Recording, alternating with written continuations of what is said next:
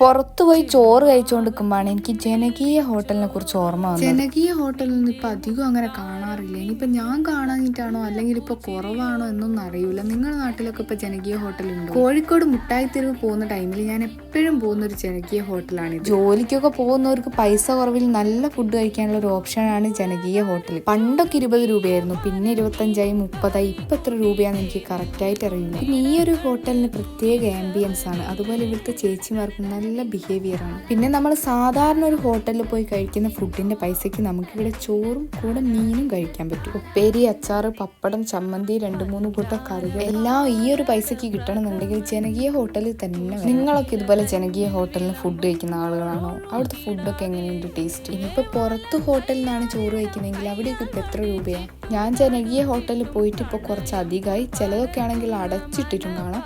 അതുകൊണ്ട് ഇപ്പം അവിടെ എങ്ങനെയാണ് ഫുഡിന് റേറ്റ് വരുന്നതെന്നൊന്നും അറിയില്ല. ഞാൻ